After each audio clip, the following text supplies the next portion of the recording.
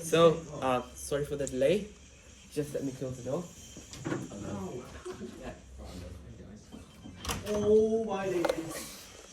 So we made the announcement about a week ago on Teams about our new lecture series. So the title is From Newton to Einstein. So you guys would have got the idea that all we're going to look at in this lecture series is how physics particularly progressed, and the way we have it today is how it came into action basically, because how we went from having mathematical classical concepts to having relativity and all of those theories in modern physics, okay? And to actually start, I thought birth of calculus and Newton's law of motion was the best place we can begin, because that is the point where that process of evolution in physics started. So before I actually start, I have three big questions, and I think calling them big is not a justice to these questions, because these questions are the way physics is. These questions drove physics forward. The way we view physics today is because of these questions. These three big questions, were asked by physicists, by logicians, and by ancient Greek philosophers, and that's how physics came into action. So, according to you, what exactly is motion?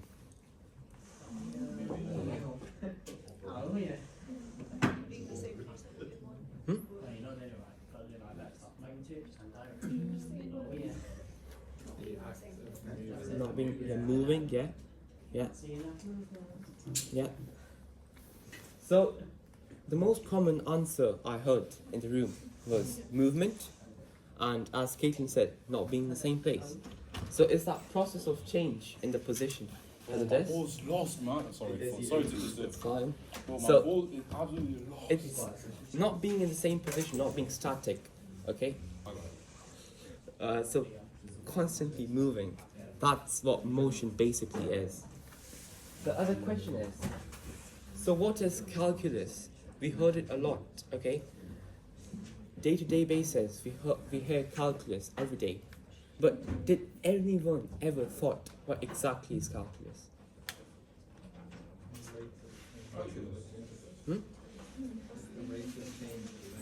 Rate of change. Yeah, because what we're looking at is the rate at which something changes. And change is something which is all around us, okay? I'm moving, I'm in the motion, I'm changing, okay? Yeah? Stock market, if you think about it, everything's changing. So calculus is, as Ali said, is the study of change in our nature. Now, this third question brings both of them together, and it asks you how both of them are interlinked. So how motion, which is a study of how anything moves, and then calculus, which is a study of how anything changes, how both of them are interlinked.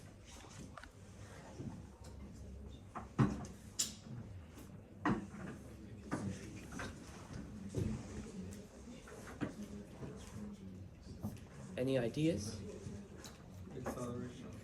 Acceleration is a part of how both of them are interlinked. So if I were to say that motion is one end of a bridge and calculus is another end of the bridge, so acceleration lies in between it. But what exactly is the thing which connects them?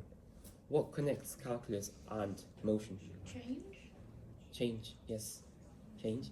And anything else? Speed is the rate of change of displacement. Yes. And acceleration is the rate of change of velocity. Yes. So what both of you said was the change.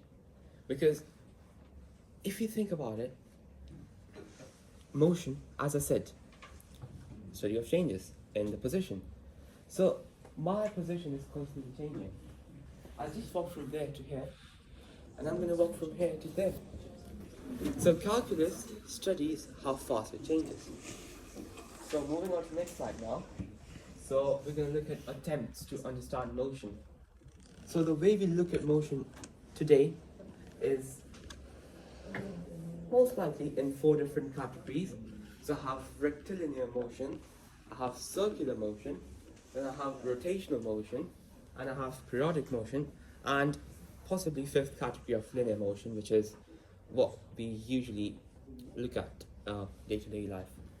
So motion has been there since humans, before humans walked the earth actually. Everything in this world can be described by a certain type of motion. And repeating myself, circular, rotational, linear. 3 types of motion, okay?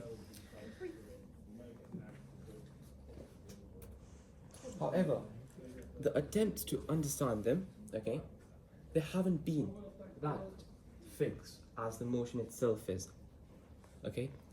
So I would say I would divide the attempts to understand motion in 3 different categories before actually it was laid down mathematically by Newton himself.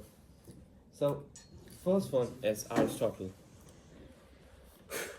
384, 322 BC. His ideas of understanding motion wasn't based around mathematical ideas. The way he hypothesized motion was in a qualitative way. He used words to describe motion rather than mathematical frameworks like Newton did. So he basically divided motion into 2 different categories. So it was natural motion, so anything which occurs in the nature, and then it was violent motion, which what us humans do. So anything which is forced by us, so violent. Second one was by Galileo, and the reason I have him in the red hair is because he was one of the notable physicists who actually tried to implement mathematical frameworks to understand the motion. So one of the notable contributions to physics he gave was that anything which is anything which is basically in free fall has its acceleration equal to the gravitational constant. So what we say A equals G, that basically comes from Galileo, okay? Then came along Kepler, 1571 to 1630, and again he tried to use mathematical frameworks, and also the Suvat equations we study in physics or maths, they basically are the givings of Kepler or Galileo. I'm getting them mixed up, yeah. And later on, when we're going to actually use calculus to derive F equals ma, which is the well-known equation in the world, the idea that acceleration is rate of change of velocity with respect to time, as my friend Nicholas said here, is from Kepler. However, these three were the well-known logicians and physicists who came to understand the motion. However, their work was revolutionary, and although indeed changed the way we look at motion as we look at today, but they were lacking something, and this was the idea of instantaneous rate of change, as Ali said, okay? Their approach to understand the motion was to look at the average motion rather than the instantaneous motion. And this was the problem Newton faced. Newton asked the question that, okay, I'm fine with having average acceleration, average velocity, average everything, but what if I want to know the, let's say speed of something at exact point in the motion rather than at the average, okay? So then came along this one. He introduced the idea of instantaneous rate of change, the key element of motion missing from the ideas hypothesized before. So what does this actually mean? So I want you guys to imagine something. Suppose a cat is running along a smooth road such that the resistive forces are negligible, okay? As physicists, we have been tasked to determine its speed, okay? Now the approach Aristotle, Galileo, Kepler, and any other physicist who came before Newton, they would take an approach which would work out the average speed, average acceleration, as I mentioned before, average everything of the cat. But now Newton questioned, what if I wanted to know the cat's exact speed at, let's say, second into the motion? Let's say first second is the cat is here at the equilibrium position, second the cat is here. But the physicists who came before Newton, they were only interested in the average speed the cat's gonna have from here to here. Okay? But this is the idea Newton came along with. And then after this question, calculus was born. So the early foundations of calculus. So the time is now 1687. Newton just produced his first law of motion. He was attempting to describe the movement of objects, in particular position, velocity, and acceleration. Okay, so how can you describe position, velocity, which means position to a relative fixed origin? Let's say where the relative fixed origin is the point where any object in the motion starts, and this is where classical geometry failed. Okay, so all of the mathematical frameworks before it, like classical geometry, they failed. Okay. So the first step Newton took was to produce Fuchsians, something he called Fuchsians, which are what we call derivatives now. Okay, so if I have a function of y and I were to differentiate it, I will get a derivative of y. But Newton in his time would call it Fuchsians. Okay, which bridges the relationship between a quantity and how it changes over time. So what Newton was interested in was the original position of the cat, and then how it changes over the time. Well, cat's my example, not his. And then he started off writing t as a function of x, where x is position and t is variable, which is the time. So the second step was Newton tried and introduced the idea of infinitesimal points in object's motion. So, you know, how closer we can get, like, which is what we call limits today, but the idea of limits was quite limited at his point, because the major contribution to the study of limits, which was done by L'Hopital, which what we call L'Hopital rule or L'Hospital's rule, was done in 1690s, and basically he was working in the 1680s. So, as I said, x and t. He took x, which is the position of an object, and t, which is the time the object is in the motion, and he did this function, okay? And then he said, well, let's say I have x on the y-axis, and then I have t on the x-axis, okay? And let's say I have a straight line, which I can call x equals t as the object's motion, okay? Now, at this point, which is, let's call it A, let's say that's the point where I'm recording the motion to this point, which is A plus H, okay? And then I'm moving along, and then I'm at f of A plus H. And basically, he ended up with change in x t equals f of t plus h minus f of t, where f of t plus h is the change in the object's motion in the given time, and f of t is the original position of the object in the motion, and all divided by h, which is the change. And I know a lot of you guys would say this looks a lot similar to the first principles of derivatives, and because it actually is, but the idea he was lacking at that point was limits, okay? Because,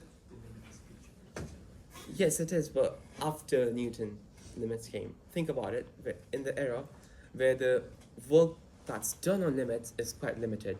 So, because at one point, as I mentioned in the last slide, if I were to go back, infinitesimal, which is just basically the way the smallest value of h we can record, that's infinitesimal value of h. So what he did was then turn to general form of a derivative, okay? So just to generalize his idea of Fluxions, which we call derivative now, he again took a function and he called it xt, where t equals t to the n, okay? And this is generalized to any power of n. Even if I have power of 1, even if I have, let's say, a motion which looks like a straight line as I drew in the last slide, and even if I have n to the power of 3, 4, 5, 6, 7, 8, 9, 10, is generalized to any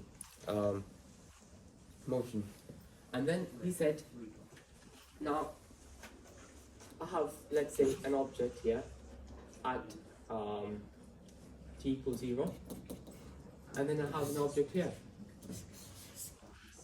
t plus h, has moved h units, okay? So what can I do is, I can input t plus h into this function, okay? So I will just rub this off. So x of t plus h equals t plus h to the power of n. And if you guys notice, t plus h to the power of n looks similar to something else. What does it look similar to?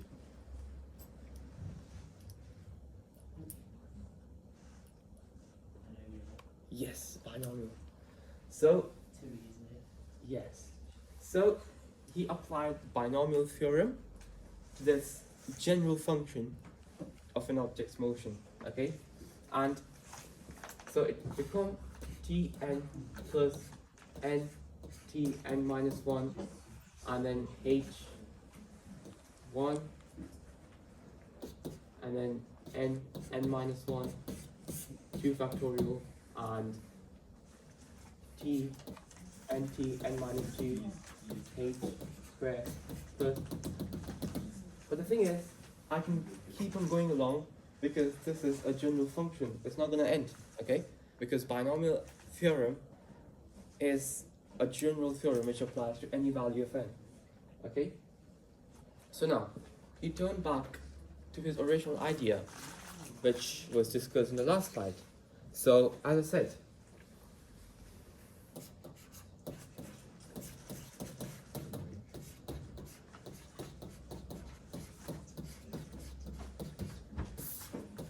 okay? So, where this is the change in the object's motion and this is the object's original motion divided by the change, the period of change which I'm recording, okay? He turned back to this idea, okay? And then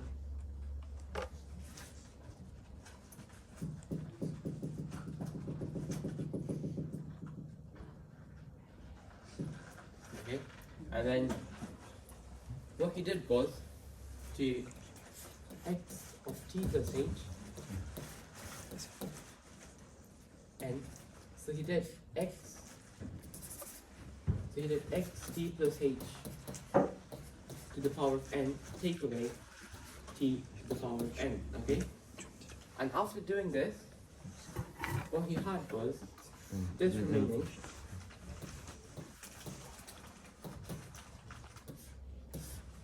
and then because I'm dividing by h, so after a lot of tedious algebra, which is really hard to do it here, and I have to introduce new concepts such as epsilon limit something, which really goes into a lot more detail.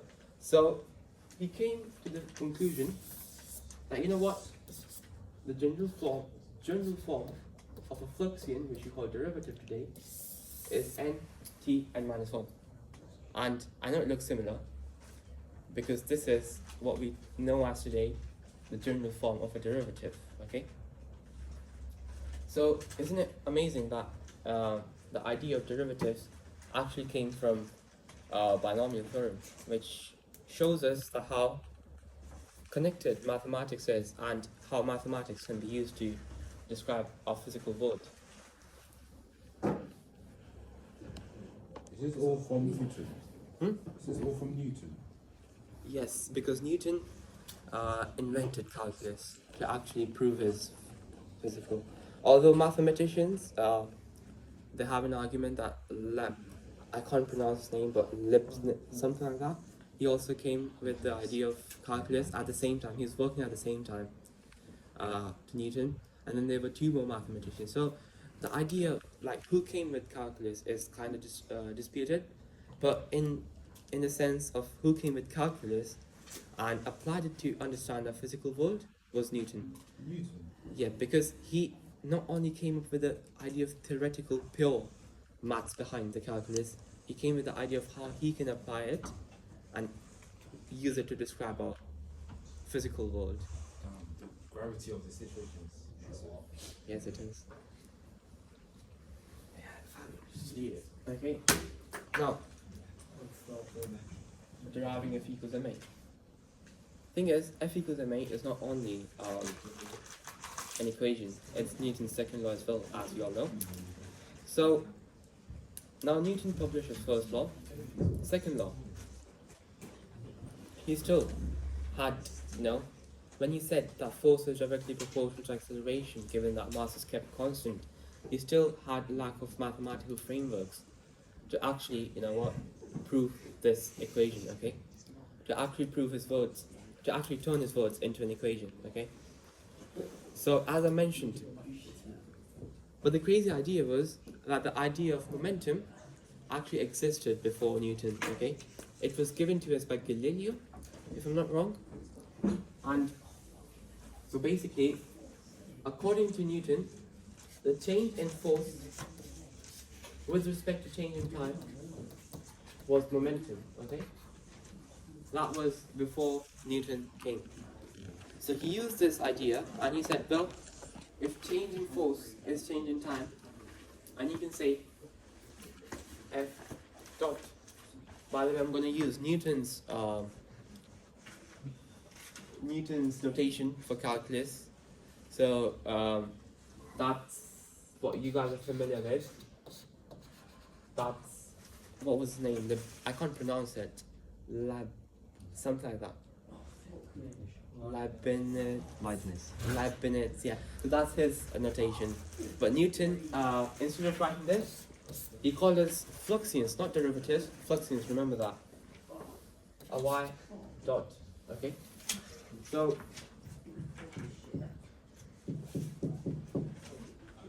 yeah. So F equals mv. Okay, now, because I'm deriving here as well, if I were to take derivative of time here as well, so what I'm doing is, I'm taking derivative of this product, okay? So, to differentiate mv with respect to time, what he did was, you know what, I'm going to use the notation of Leibniz because it's more easier for us to understand, actually, rather than using Newton's notation, which is a bit weird and a bit hard to understand. Yeah, so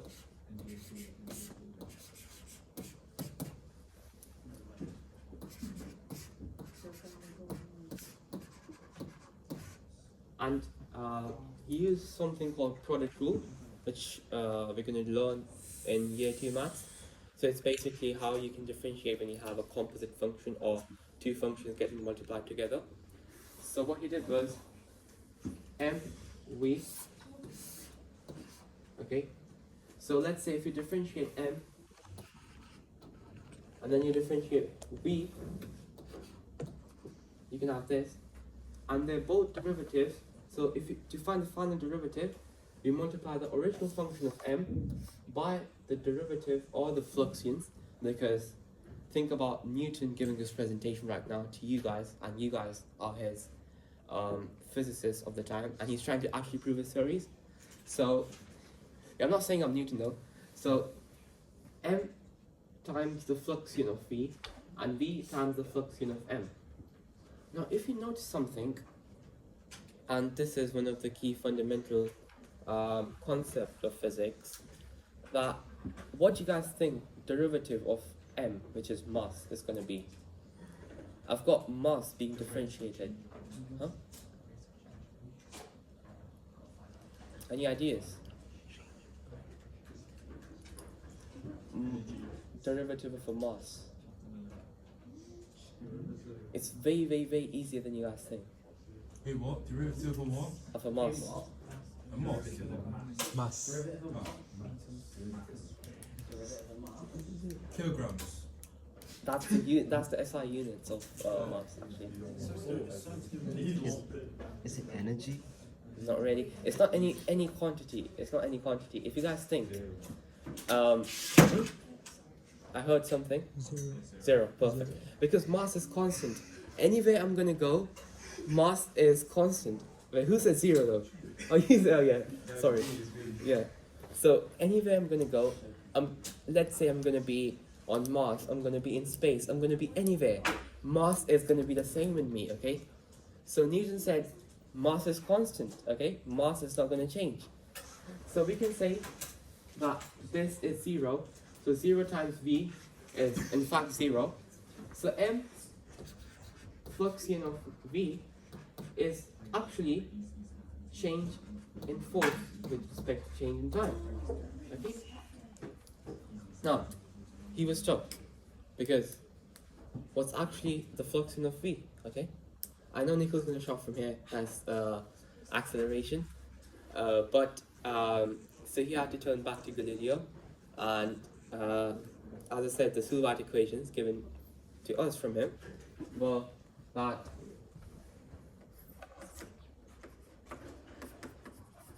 or you can say u, and if you were to just rearrange for it, you can say that acceleration is change in velocity with respect to change in time. Okay, that's your acceleration. And to show, so he introduced the concept of fluxions to it rather than just having average acceleration. So just to be more precise, he introduced the idea of fluxions. So he said, and then putting back here, I can say change in force. Well, if we're just going to do the net force, is m equals ma. And this is how he came about proving a second law.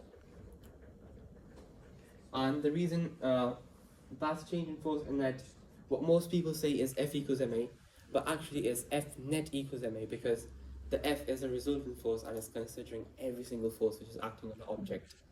And change in force is basically the same. So yeah.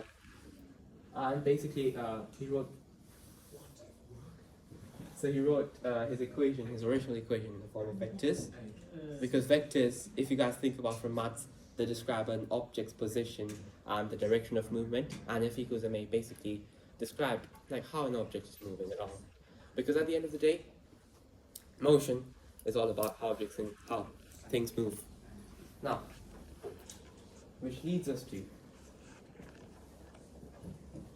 we've done a lot of maths, we've done a lot of physics, we've done a lot of everything in this session, okay? But now, Newton faced problems, okay? He got the idea of fluxions or derivatives now, but there was no integration to him, okay? Now, the fundamental theorem of calculus, which says that integration is inverse of differentiation and differentiation is inverse of integration, vice versa, wasn't there at the time. Remember, this guy is just a physicist who's trying to invent maths so he can support his physics ideas, okay? So,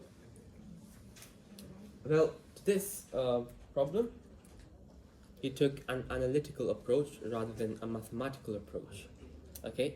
A more intuitive approach. So, what he did was just thought outside the box. So, he said, let's say I have an object with a velocity v and a time t, and it's moving in a straight line. okay? Where that's generally formula of this whole function. And he said, well, I have acceleration given to me, but I don't have velocity given.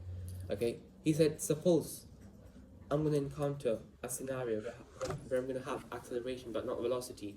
So how am I going to find my velocity from acceleration? How am I going to go back? And this leads us to the idea of integration, okay? Which wasn't formalized by Newton that much, but yes, the analytical and, the less theoretical approach, a more practical one, was there from Newton. So he said, let there be a point A on the x-axis, okay?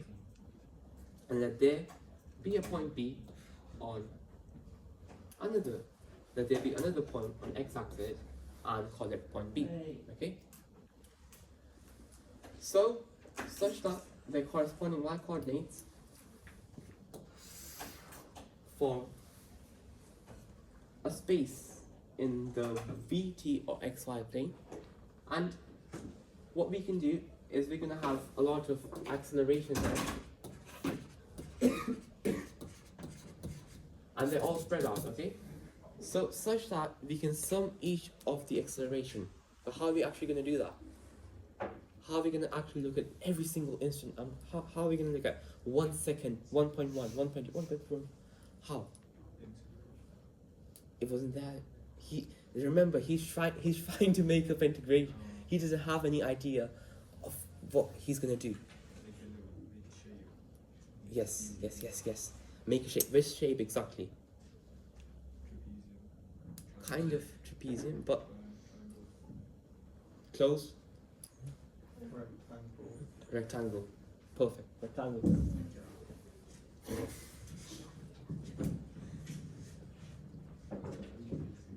Rectangle. Such that to maintain infinite precision, I can have infinite rectangles. So, as you all know, it's Des' favorite mathematical symbol. Des likes it. Sigma? Yes, sigma. What is sigma? And if you're gonna sum from A to B, and remember, this thing here, I can call it change in x, okay?